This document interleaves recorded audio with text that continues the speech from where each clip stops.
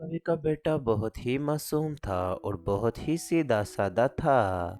बहुत दिन हो गए हैं मुझे घर में रहते हुए। माँ, आज मैं जंगल जाऊं। बहुत दिल कर रहा है उड़ने का और घूमने का। माँ, मैं जाऊं। क्या बच्चे, तुम जाओ लेकिन जल्दी लौट आना, अपने बाबा के आने से पहले पहले। क्या है मामा, मैं जाता हूँ, जल्द ही आ जाऊंगा, कहकर कालू का बेटा घर से चले जाता है। जंगल में एक बहुत ही चालाक कवि रहती थी जिसके पास घर नहीं था। देखना, एक दिन ऐसा भी आएगा कि मेरे पास अपना घर होगा। किसी कवि को अपने प्यार मोहब्बत की कहानी में फंसाऊंगी और उसका मकान मैं अपने नाम करवा लूंगी।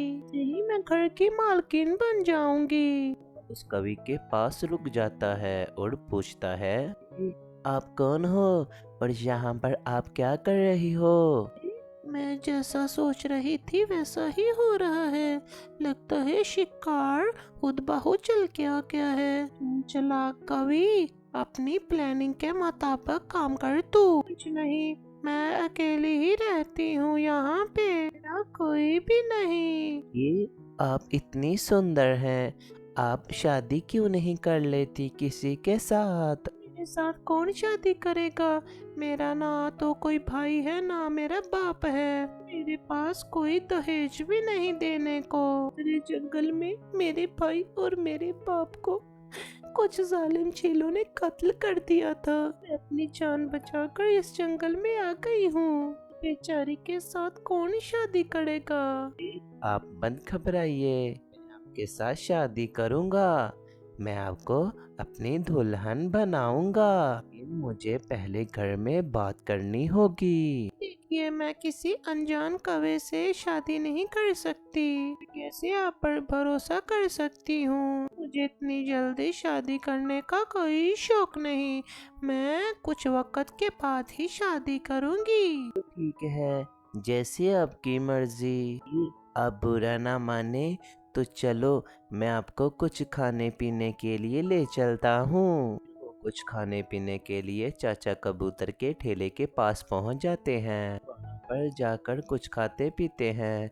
कवि को कवि के साथ मोहब्बत हो गई थी। ऐसे ही वो रोज ही घूमते फिरते, उनमें बहुत अच्छी दोस्ती हो गई थी। एक दिन कालू कौवा कहता है, देखिए कवि जी, मैं आपसे शादी करना चाहता हूँ। आप बहुत ही अच्छी लगती हो। देखिए कालू जी, मैं आपसे शादी नहीं कर सकती। तुम क्यों नहीं मुझसे शादी कर सकती? मुझ में क्या कमी है? देखिए, हमारे गांव में एक चील रहती थी, पक्षियों का नसीब पड़ती थी। मेरे नसीब में ये है कि जो कौवा मेरे साथ शादी करेगा उसे अपना मकान मेरे नाम करना होगा। अगर उसने ऐसा ना किया तो वो मर जाएगा। आपको मुझसे शादी करनी होगी तो आपको अपना मकान मेरे नाम करना होगा, नहीं तो हमारी शादी नहीं हो सकती। आपकी जान भी जा सकती है। ये तुम कैसी बातें कर रही हो? चलो ठीक है, मैं अपने घर में बात करूँगा। तुम परेशान मत हो, मैं शादी करूँगा तो तुम्हारे साथ ही करूँगा। ठीक है, अब मैं चलता हूँ। ये बात कहकर अपने घर में आ जाता है। अपनी माँ को कहता है, मुझको एक कवि के साथ मोहब्बत हो गई है, मैं उसके बगैर नहीं रह सकता माँ। सुनकर उसकी माँ कहती है, ठीक है, ये तो बहुत अच्छी बात है। तुम ऐसा करो कि उस कवि को मुझसे किसी दिन मिलवाने के लिए लेके आओ। थोड़ा सा मसला है। मसला है तुमको, मुझको बताओ। अगर मुझे उससे शादी करनी होगी तो हमें अपना मकान उसके नाम लगाना होगा। तुम क्या कह रहे हो? तुम्हारे पापा तो मेरी जान ही ले लेंगे। खबरदार, आइंदा तुमने ऐसी कोई बात की तो। मैं उसके बगैर नहीं रह सकता माँ, हमारा मकान उसके नाम कर देते हैं। देखो, वो भी हमारे घर में रहेगी, वो कोई मकान लेकर थोड़ी चली जाएगी माँ। अगर वो मुझे ना मिली तो मैं मर जाऊंगा माँ। सुनकर कवि को बहुत ही रहम आ जाता है। बेटे, लेकिन एक शर्त है। ये तुम्हारे बाबा को नहीं मालूम होना चाहिए।